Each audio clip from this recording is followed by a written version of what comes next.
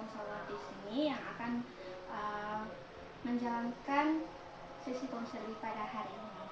Nah, gimana cari ruangannya tadi? Tersesat gak? Tadi lumayan sulit Bu cari ruangannya, cuman kalau untuk tersesat, alhamdulillahnya tidak.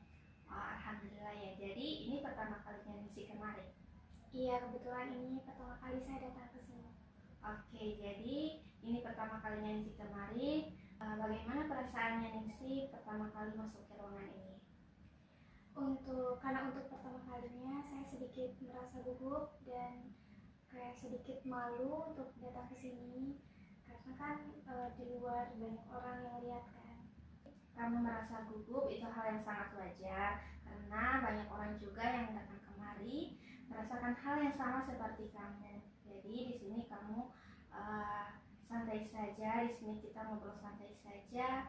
Apa yang ingin kamu ceritakan kita bawa santai saja, jangan terlalu gugup, oke?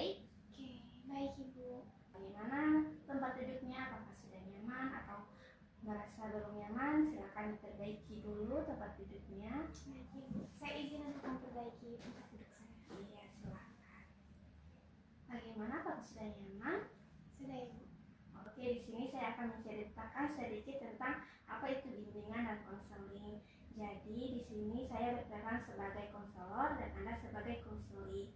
Jadi tugas saya di sini untuk mendengarkan, memahami, dan membantu kamu tanpa memberikan penilaian atau menyalahkan kamu atau situasi apapun yang kamu alami.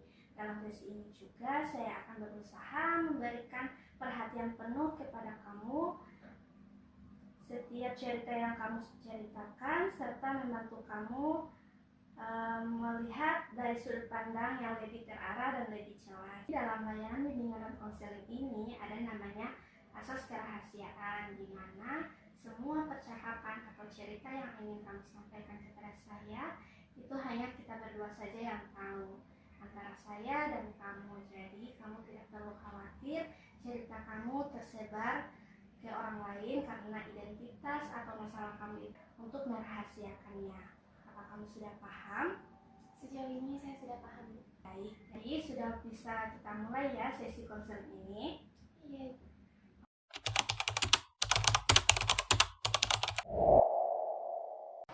Jadi apa yang paling mengganggu pikiran kamu belakangan ini? Di rumah sering ada konflik, terutama dengan kakak saya, ditambah lagi masalah ekonomi keluarga. Jadi konflik dengan kakak dan kondisi ekonomi keluarga membuat kamu merasa tertekan. Bisa kamu ceritakan lebih detail tentang situasi tersebut? Bisa Bu, jadi di rumah itu sering terjadi atau sering ada pertengkaran dan saya jadi tidak nyaman di rumah. Oke, kamu merasa tidak nyaman dan mungkin sedih berada di situasi itu ya. Sejak kapan kondisi ini mulai terjadi? Kondisi ini terjadi sudah cukup lama, tapi akhir-akhir ini makin sering. Oke, apa yang biasanya kamu lakukan saat konflik itu terjadi? Saya lebih sering diam dan memendam perasaan. Jadi kamu cenderung menarik diri dan menyimpan perasaan sendiri. Apa yang biasanya kamu pikirkan saat itu? Saya merasa semuanya tidak akan berubah.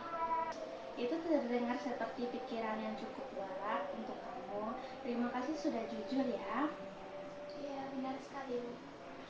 Kalau saya rangkum, kamu mengalami tekanan dan konflik keluarga, kondisi ekonomi yang membuat kamu sedih, bingung, dan memilih memendam perasaan. Apakah ini sesuai dengan yang kamu rasakan? Belum tentu juga sih Bu, karena perasaan saya sering berubah-ubah.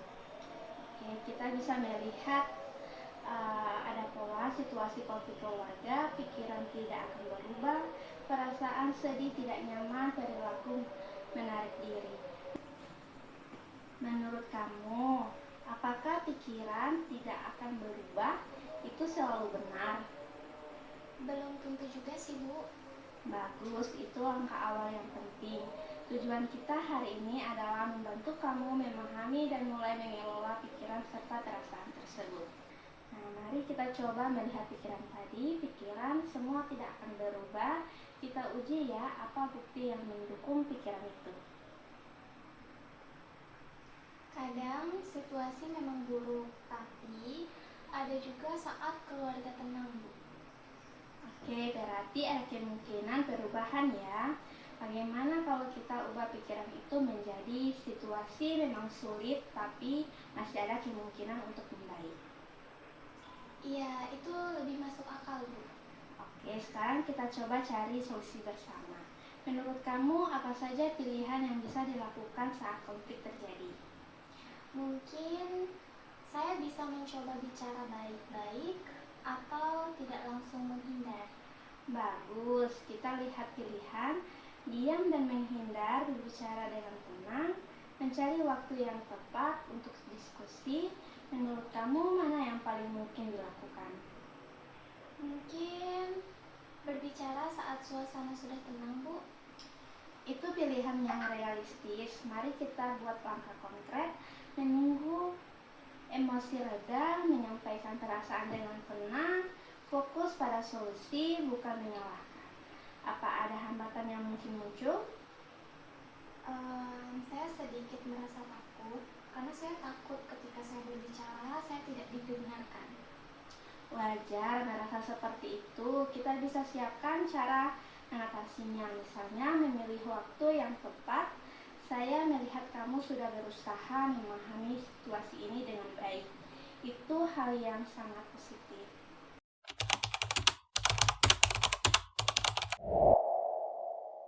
Hari ini kita sudah membahas masalah konflik keluarga dan ekonomi, pola pikiran dan perasaan, cara mengubah pikiran negatif, langkah solusi yang bisa dilakukan. Bagaimana perasaan kamu setelah sesi ini? Jujur, saya merasa lebih lega dan saya juga jadi punya gambaran, Bu. Saya senang mendengarnya. Kamu sudah melakukan proses yang sangat baik hari ini. Untuk tindak lanjut, kamu bisa mencoba mengamati pikiran negatif, mengamati dengan pikiran lebih realistis, mencoba komunikasi yang lebih terbuka. Apakah kamu siap mengakhiri sesi hari ini? Iya, saya siap, Bu. Terima kasih atas kepercayaan kamu hari ini. Jika kamu membutuhkan bantuan lagi, kamu selalu bisa kembali. Sampai jumpa, semoga harimu lebih baik ya. Iya, Ibu. Terima kasih kembali, Bu. Iya, sama-sama.